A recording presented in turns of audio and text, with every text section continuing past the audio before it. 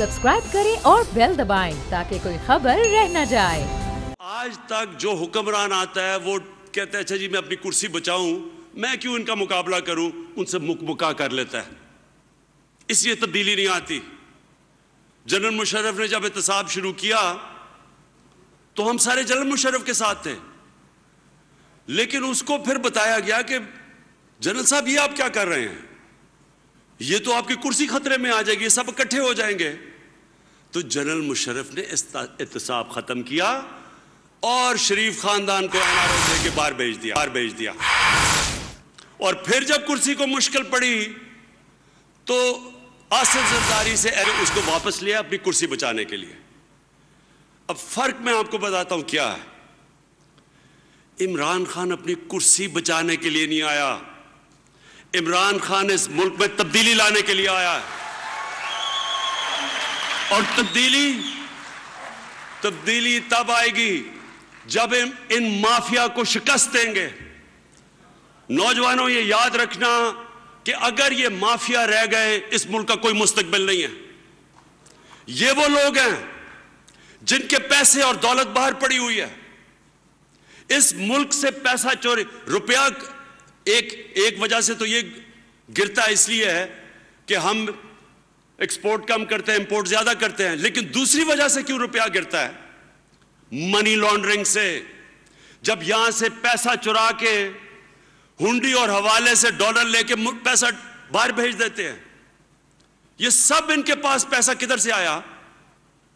ये शरीफ खानदान के सारे जो बच्चे हैं, 8 अरब रुपए के घर में रहता है हसन शरीफ, किधर से पैसा आया?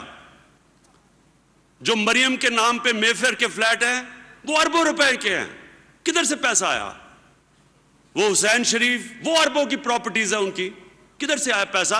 वो इसहाक डार जिसके वालिद साइकिलों की दुकान थी, वो आज अरबोपति, उसके बेटे अरबोपति हैं। क्यों भागे हुए हैं? क्यों मुल्क से बाहर भागे हुए हैं? क्यों नहीं आके जवाब देते?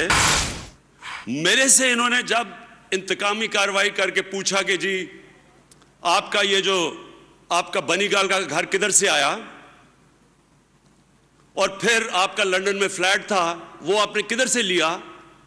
10 महीने मैंने अदालत में 60 दस्तावेजात 60 उनके सामने मैंने दिए, जिसमें मैंने बताया कब किस पैसे से वो लंदन का फ्लैट 40 साल पहले किस पैसे से खरीदा, कितने का खरीदा, उसकी मैंने डॉक्यूमेंट्स दिखाई, वो बेचा कितने का, मनी ट्रेल बताई कि वो पैसा पाकिस्तान कैसे आया। इन्होंने अभी तक एक जो भी ये दस्तावेज वो जाली निकलती है, क्योंकि उन्होंने चोरी करके पैसा बाहर लेके गए हैं।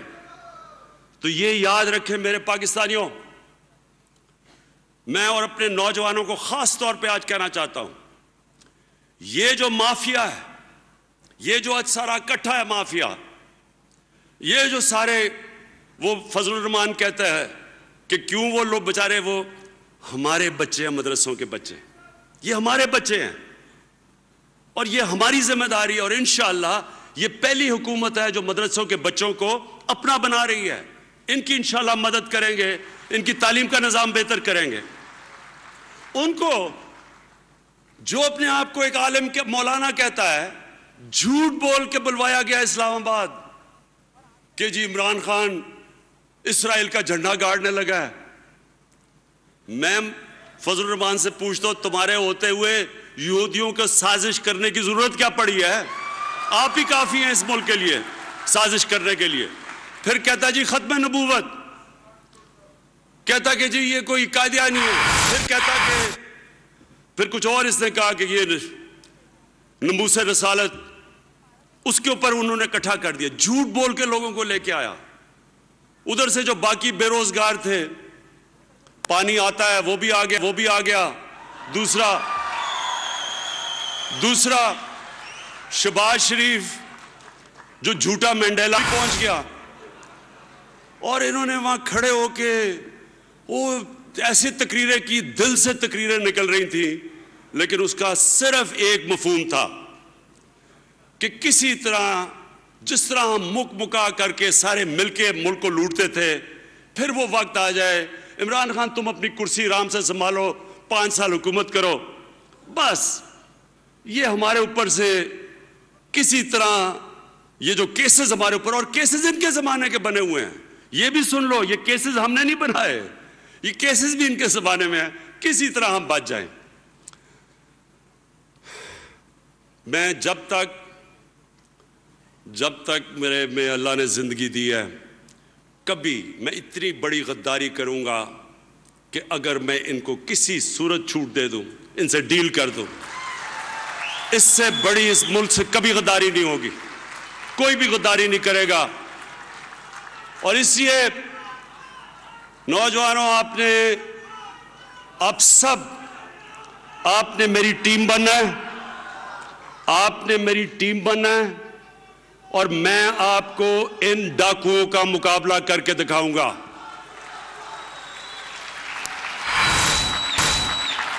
आखिर में सुनो जरा, अच्छा जी, बस जब मैंने सुने जब मैंने नवाज शरीफ को जहाज पे चढ़ते देखा, सुनो जब मैंने नवाज शरीफ को जहाज पे चढ़ते देखा तो मैंने वो डॉक्टर्स की रिपोर्ट अपने सामने रख ली। अब मैंने जब डॉक्टर की रिपोर्ट अपने सामने थी तो उसमें तो कहा था कि मरीज का इतना बुरा हाल है कि किसी वक्त मर सकता है। रिपोर्ट ने कुछ बीमारियां 15 तो बीमारियां बता दी, हार्ट भी बुरा है, किडनी भी बुरी है, डायबिटीज भी है, पता नहीं और भी क्या है, और फिर प्लेटलेट्स, ये भी हमने नई चीज सीखी थी, प्लेटलेट्स भी बुरे हैं। तो हमें तो ये बताया गया था कि इसका तो इलाज पाकिस्तान होगा, और अगर ये बाहर ना गया तो किसी टाइम पे जा सकता है। तो अब मैं ये सोच रहा हूं कि क्या वो जहाज देख के मरीज एकदम ठीक हो गया, या वो लंदन की हवा लगी तो ठीक हो गया, मुझे अभी तक पता नहीं है। इसकी तहकीकात करने की जरूरत है कि एकदम मैं फिर से गौर से देखूं। हार्ट डिजीज, हार्ट भी ठीक नहीं है, किडनी भी ठीक नहीं है, शुगर भी है, ऊपर से प्लेटलेट्स भी डाउन हुई हैं, और मैं देख रहा हूं कि वो ऐसे सीढ़ियां, मैंने कहा अल्लाह तेरी बड़ी शान है।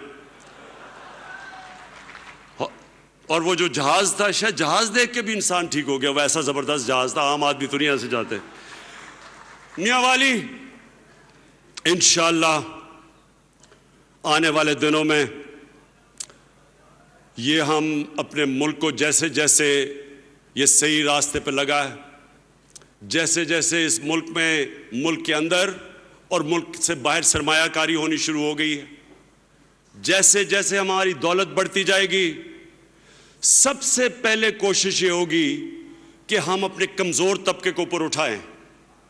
कोशिश होगी कि ये महंगाई के ऊपर इंशाअल्लाह आपको मैं खुद काबू पा के दिखाऊंगा। तो जैसे जैसे ये मुल्क में खुशहाली आती रहेगी, सबसे ज़्यादा पैसा हमने अपने कमज़ोर तबके पे खर्च करना है, हमने अपने कमज़ोर इलाकों पे खर्च करना है।